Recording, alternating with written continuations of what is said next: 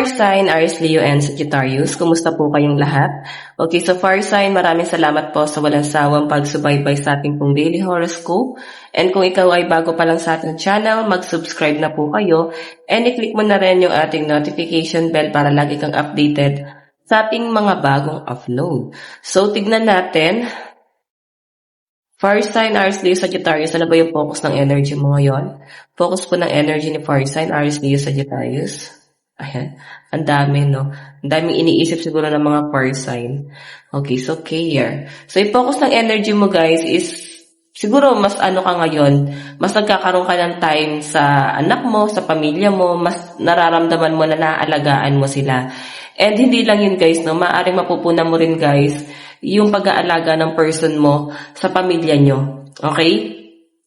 So, siguro mas na-ano mo siya ngayon, na-appreciate kasi siguro na itong mga dati pa, mararamdaman mo na parang hindi, guys, naging consistent yung person mo. I think bumabawi siya ngayon. Okay? Bumabawi sa'yo itong person na to. Ayan, no?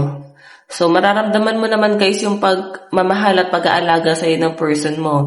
And parang nandun pa rin sa point na parang ang gusto lang naman niya is-supportahan nyo yung isa't isa.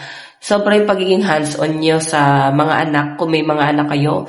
Kung kayo naman, guys, ay single, kung may mga pamangkin ka, or basta kung sino ba itong inaalagaan mo, pwedeng sarili mo, inaalagaan mo ngayon, mas maingat ka ngayon, mas banidosa ka ngayon. Kung ikaw naman, guys, is in relationship tapos wala ka namang anak, so I think mas naalagaan nyo na yung isa't isa ngayon, okay? So, tingnan natin, guys, ano pa yung overall energy mo. Overall energy po ni fire sign, Aries, Leo, Sagittarius.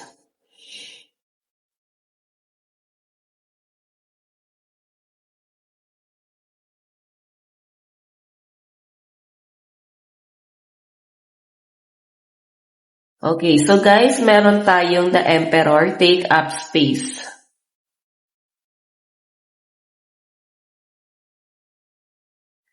Meron tayong 6 of raindrops, memories. Meron tayong death, let go. Meron tayong 5 of raindrops, loss. Okay. The Emperor, guys, take up space. So, nakikita ko dito, guys, gusto mo maging, Emperor, gusto mo maging mataas, or pwedeng yun na yung nakikita sa'yo ng mga tao rito, no? Kaya parang medyo nape-pressure sa'yo yung mga tao sa paligid mo. Siguro marami ang tumitingala sa'yo ngayon, marami ang parang tinitignan yung galaw mo. Kumbaga, masyado ka, guys, kapuna-puna ngayong araw, okay? So, yun nga, guys, dahil nga ganyan yung postura mo, ganyan yung personality mo. So, yung mga tao sa paligid mo, nape-pressure, nahihirapan sila, guys, makisalamuha, or kung paano kanila, guys, i-approach. Siguro, hindi ka ganun ka-vocal, no? Like, hindi ka open talaga. Mas gusto mo yung private life. Mas gusto mo yung tahimik na buhay. Okay? So, meron tayo, guys, 6 of raindrops, memories. Ano ba tong mga pumapasok sa isip mo ngayon? So, I think, parang nanunumbalik ka sa mga magagandang memories lang naman. No? Wala na ako nakakita, guys, ng mga negativity rito. So, puro positive lang yung maiisip mo. Lalo, guys, sa memories nyo together ng person mo, kung dati is ganun siya, tapos parang biglang naglaylo kayo sa kalagitnaan ng relasyon nyo, tapos kayo mararamdaman mo, guys, na parang nagiging hands-on na ulit kayo sa isa't isa. Okay? So, ito naman, guys, that let go. Okay? Huwag nyo na, guys, isipin yung mga nawala. Huwag nyo nang isipin yung mga wala na dyan sa buhay nyo. Kailangan nyo nang i-let go to. Okay, hindi na siya, guys, makakabuti. Kung ikaw naman, guys, ay kagagaling mo lang sa hiwalayan, so baka, guys, ngayon, naalala mo pa rin yung mga gandang memories nyo ni person mo. Okay, yun na lang yung parang nagpapahirap sa inyo. Pero, so far, hindi na siya, guys, ganun kabigat. Okay, so tignan pa natin, guys. Hindi na siya, guys, ganun kabigat eh. Siguro, far side, meron ka ng ibang mas pinagtutuunan ng pansin. Ayan, sa mga in relationship, ayan, ulitin ko, guys. mararamdaman mo yung pag-aalaga sa'yo ng person mo. So guys, lucky number mo, 4, 6, 13, and 5. Tignan pa natin guys. Tignan pa natin.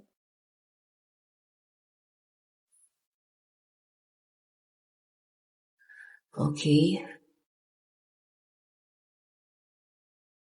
Meron po tayong 9 of Wands. Okay. So, ito guys yung 9 of Wands kasi, 9 of Swords. Okay, yung 9 of Swords kasi guys, mga bagay na nagpapahirap sa'yo. So, mataas ang ambisyon ng mga far side. Pero sa taas ng ambisyon mo, nahihirapan ka kung paano siya maaabot, no? Siguro marami kang responsibility. Inuuna mo yung bills, inuuna mo muna yung pangangailangan ng ibang tao. So ngayon, nung inuna mo na yung sarili mo guys, nahihirapan ka. Okay? Nahihirapan ka na unahin yung sarili mo kasi ang dami ng nagbago. Hindi na guys katulad ng dati na parang ang gaan ng daloy ng pera, ang maluwag yung time mo, magaan na makagalaw ang mga far side. Ngayon kasi guys, parang sobrang napaka-challenging na para sa inyo nung inuna mo na yung sarili mo. Okay?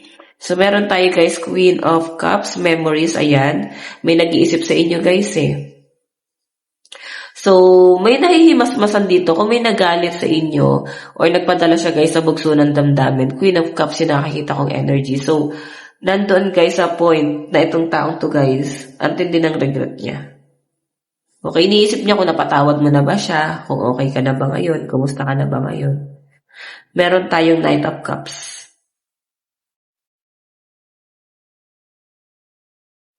Okay, meron tayong Four of Pentacles. Okay, so ito guys, Knight of Cups na to. So, siguro yung iba sa inyo kung may nararamdaman ka, nagkakasakit ka, so huwag nyo na guys patagalin yan. Huwag nyo na guys masyadong pahirapan yung sarili nyo. Magpa-check up ka na, magpa-general check up ka na. Okay? So, mas makakabuti yun, baka maagapan pa hanggat maaga, di ba? So, ito naman guys, Loss and Four Pentacles. Ayan, parang hindi ka na guys makaipon. Mararamdaman mo na parang labas-labas lang talaga yung pera mo. Hindi ka talaga makaipon. Okay, kaya parang nalulungkot ka kasi parang hindi na talaga katulad ng dati yung nangyayari guys. Okay, Ace of Cups. Siguro kasi marami kang binabayaran, marami kang kinukonsider, pero hindi niyo naman guys nararamdaman Kasi napifeel mo naman na possible na makabawi ka naman. Okay? So, tignan pa natin, far side. Makakabawi ka rito, hindi naman guys yung malinaw na pinapakita sa akin dyan. Unahin mo muna yung mga mas kailangan, yung mga bayarin. Yung iba sa inyo guys nag-worry pagdating sa ano ba to, loan nyo ba to? O pwedeng sa ipon nyo na nagagalaw nyo na, malaki-laki na yung gastos mo. Okay? Tignan pa natin advice. Meron tayong I am fulfilled by love. Okay, so far side, ito lang po ang inyong reading. Bukas ulit. God bless and love you all. Bye-bye.